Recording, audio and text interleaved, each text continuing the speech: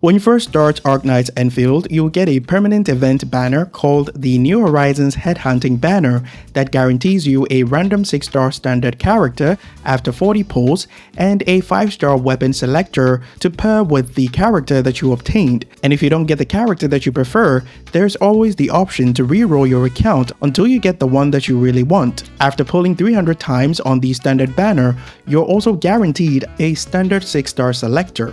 300 pulls seems like a lot, but since we're in the honeymoon phase, you'll get a lot of standard pulls to reach the 300 pulls in a short amount of time, and you would have a lot of 6-star standard characters before that even happens. So it's very important to have a bit of knowledge on how each of these standard units work and teams they synergize with to ensure a smooth playthrough as a beginner in Arknights Endfield, especially if you want to spend some time in the game to see what it has to offer before spending money on it to pull for limited units that you enjoy playing in the future.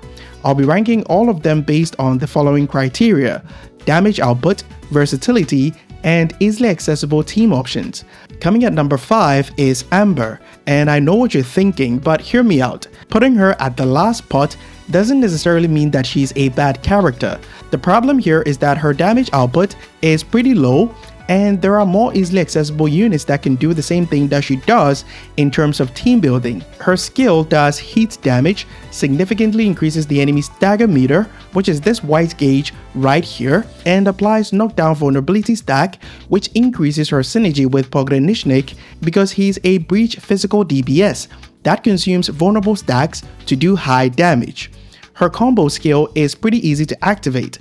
The active character on the field needs to take damage, and the combo skill will appear, which deals physical damage, applies knockdown vulnerable stack on the enemy, and heals the on-field character. You'll not depend on Amber primarily for healing because the best healer and universal buffer called Ardelia is already given for free. Her ultimate does heat damage with a decent scaling and grants a shield to all teammates. Her restriction to physical teams limits the damage that she can do with the ultimate because you would primarily focus on universal buffs like physical susceptibility that allows your physical main DPS like Pogranicznik to do more physical damage. Her shield scales off strength, while the healing from the combo skill that I mentioned earlier scales off will, so it makes sense to prioritize strength to increase the shield strength that she provides, since you'll be having Ardelia on your team anyway for healing. And do keep in mind that Arknights Endfield is not really a sweaty game that demands shielding in every endgame content, at least per my experience with the beta and on the creator server that I'm using to make this video right now. So having a healer on your team will be more than enough for majority of players as a sustained capability to keep you alive. Hence, Amber is more of a hybrid support than a sub-DPS that provides buffing capabilities and does decent damage. Alternatives for Amber in physical teams is Shen to provide vulnerability stacks. At 4th place, we have Li Feng, who is only second to Pogranicznik in terms of the coolest characters in Endfield from a subjective point of view. He suffers from the same issue as Amber because he's stuck in physical teams, but his damage output is really good and provides buffing capabilities that not only buffs himself but his teammates as well. He has the ability to apply knockdown vulnerable stack on enemies with his skill, and physical susceptibility, which is a debuff that makes enemies take more physical damage. His combo skill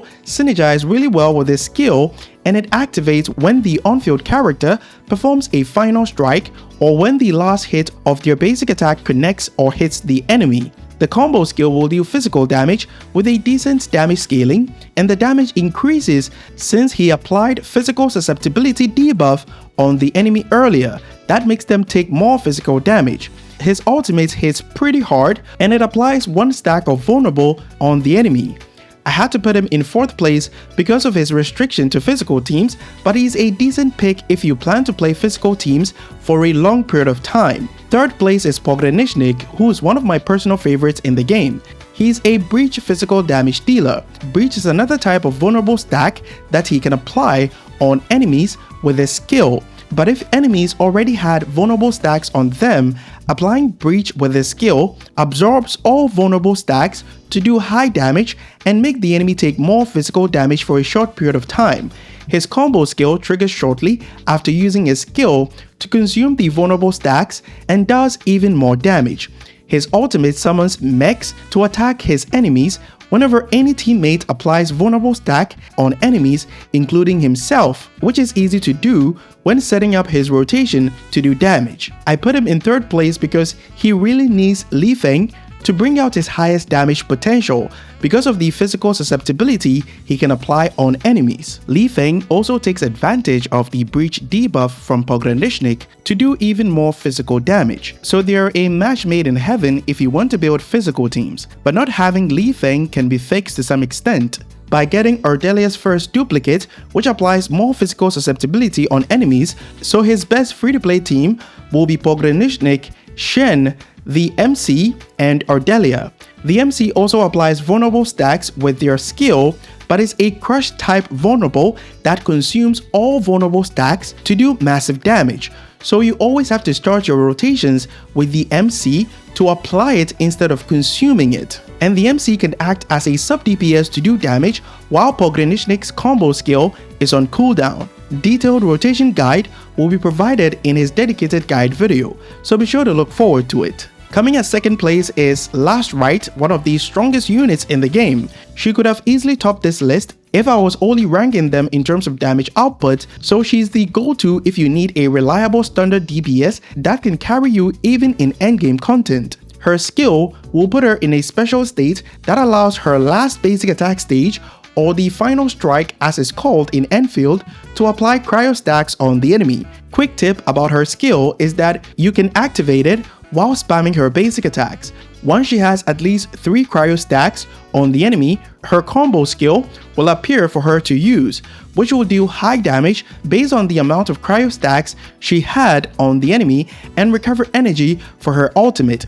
Her ultimate is by far the hardest hitting ability in the game because of its huge damage scaling. Her team building is very forgiving because she's not heavily reliant on 6-star units. The best free-to-play team I recommend is Last Right, Zai for heals and cryo buffs, Fluorite, and Snowshine for cryo application. First place goes to Ardelia, the most broken universal support and buffer in the game. You get a free copy of her by logging into the game for 3 days, but you can use the guaranteed to get a duplicate to unlock her first potential. That makes her even better as a universal buffer. When her skill hits an enemy, it'll place these sheeps on the ground, which heals the on-field character upon contact. If the enemy had corrosion, it'll get consumed and apply physical and arts susceptibility that makes enemies take more physical damage and more elemental damage. These buffs will increase by an additional 8% with their first potential. Corrosion lowers enemy resistance to all elements and can be triggered when nature is added to any other element, but Ardelia can skip all that and apply corrosion directly with her combo skill, which gets triggered after the final strike of the on-field character hits an enemy that does not have any element infliction or vulnerable applied on them. The ultimate will just summon a lot of sheeps to provide more healing upon contact with the on-field character. Based on everything that I've said so far, it's clear that Ardelia has the highest pull value among all the units on the standard banner because she fits into any team that you can possibly build, whether it's elemental or physical. More details about each of these characters will be provided in your dedicated guide videos, so be sure to look forward to them. Our Discord link will be in the pinned comment if you're having any issues with Enfield or you just want a place to chill or hang out. Catch you guys in the next one. Bye bye.